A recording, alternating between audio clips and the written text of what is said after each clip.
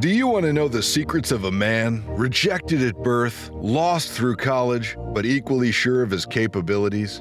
A man who mastered his ability to focus and to be resilient, making him one of the richest people in history.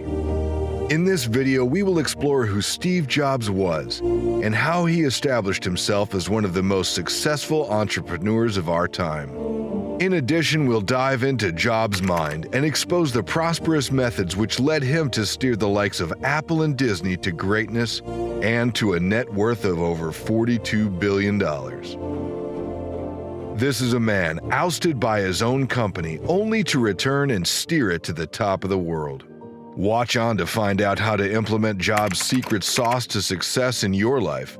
We will reveal all the secrets that helped an ordinary individual just like you and me reach the peak of personal growth. Steve Jobs, the face behind technology juggernauts Apple, was born in San Francisco in 1955. His birth mother, Joanne Schiebel, was ordered by the family to give up her son as her boyfriend, Jobs' father, Abdul Fattah Jandi, was Muslim. Therefore, Paul and Clara Jobs adopted him. According to Walter Isaacson, Jobs always considered his adoptive parents to be his real parents because they chose to give him a home. It was a hard thing for Jobs to make sense of as a young child, abandonment without true understanding. Perhaps such turbulence contributed to the rebellious college years that followed. Jobs dropped out of college after 6 months, having failed to see the value in it. He frequently took LSD during college throughout the 70s and developed an interest with Buddhism. But even from a young age, Jobs took a giant gamble and trusted that it would work out for the best. It surely did. He relied upon his intuition from the beginning. Clearly, the tech mogul trusted himself, understood the man he was or was coming to be. Jobs would find employment at Atari Corporation as a video game designer. After a journey to India where he would ignite his relationship with Zen Buddhism, Jobs traveled home, then began work with a high school friend, Steve Wozniak. The two of them co-founded Apple and built the Apple I. It's this magnificent pairing that would go on to revolutionize the world of technology. There has been a hugely valuable rule that Steve Jobs has followed throughout his career, and will serve as Steve Jobs' first secret ingredient to success. It's trusting your intuition. Like Albert Einstein before him, Steve Jobs also knew the importance of trusting one's own judgment. Jobs stated, "Much of what I stumble into following my curiosity and intuition turned out to be priceless later on." Part of Jobs' realization of the importance of trusting his intuition came from his experiences in India, particularly the lack of materialism and their focus on spirituality. He believed the intuition of his Indian peers was far more developed than the rest of the world. As a 19-year-old man and college dropout, Jobs began his Zen training under Japanese master Otagawa Koben.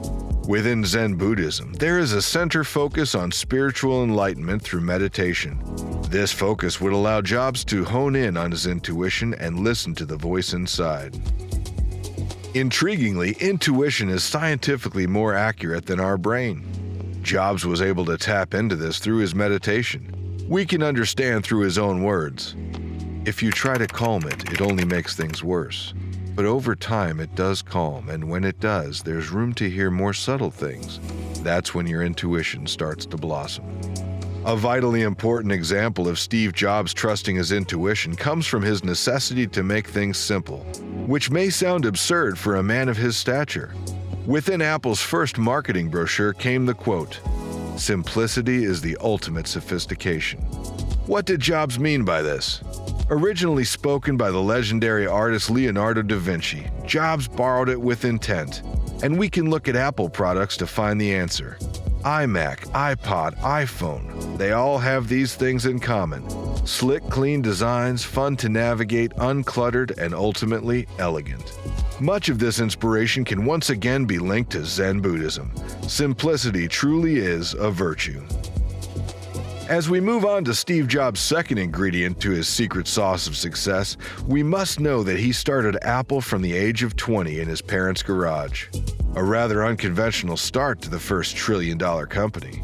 On that note, the second ingredient for success is finding out what you love to do. This may sound simple to many, or perhaps unnecessary, but when confronted with great setbacks in life, finding the strength to carry on may be impossible. But if you love what you do, then you're already one step ahead of the game. By age 30, Jobs found himself fired from the very company he started 10 years prior. Neglect, rage, and sadness would accompany him, but not control him. Remarkably, Jobs states, "Being fired from Apple was the best thing that could have ever happened to me. The heaviness of being successful was replaced by the lightness of being a beginner again." The 5 years that followed proved to be definitive to Jobs' character.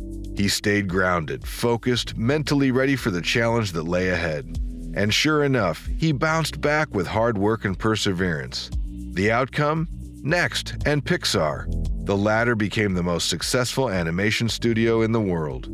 The resilience of Jobs' mindset allowed him to almost rise from the ashes and find great success. This almost created a domino effect for Jobs, as during this period he also found love and would make a family with his wife Laureen. Jobs claimed, "I'm convinced the only thing that kept me going was that I loved what I did." You've got to find out what you love, and that is as true for work as it is for your lovers. In addition, Apple found itself struggling. The absence of their co-founder had left them on the point of bankruptcy. Jobs was called back into the fold. The captain returned to save the sinking ship. Our final ingredient to Steve Jobs' secret sauce of success is to live every day like it's the last day of your life. Throughout his life, Steve Jobs used death as a tool that would help him make big life decisions. He followed the belief that almost everything, external expectations, pride, embarrassment, failure, etc., would all fall in the face of death. He famously states, "Don't be trapped by dogma, which is living with the results of other people's thinking.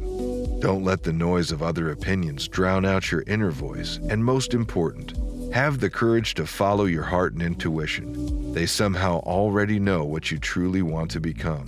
Everything else is secondary." Through these, Jobs was able to maintain focus to the highest degree. He was able to attain the ability to eliminate distractions, say no to interruptions. The importance of setting realistic goals and succeeding in them were paramount for his success. Furthermore, it's a massive tip that allowed him to maintain that focus. To be realistic with what you can achieve during that specific day will help motivate you to finish the task. Therefore, it's no surprise that with his excellence, the revolutionization of computers was possible. Before his influence, computers were an asset only businesses would have. Jobs brought computers to the masses and continued to do the same with music. Before Jobs, there had been ineffective attempts to introduce portable digital music. By the year 2001, the iPod was born. The fun, simple, and accessible nature of the product made it an instant hit. iTunes would be the first company to introduce a music store where songs could be purchased independently. The concept of an app store has been adopted and tested by many successful businesses since, but Jobs paved the way. The miraculous journey of Steve Jobs, from college dropout to director of Apple, to being sacked by Apple, to then return and carry it to the top. With a mindset of steel, a piercing focus, and the balance of a Zen master, Jobs was able to leapfrog all his competitors in the tech world and revolutionize the industry for the better. Interestingly, his methods for success are simple once understood. This is a man who found what he loved, trusted his judgment, and lived every day like it's his last.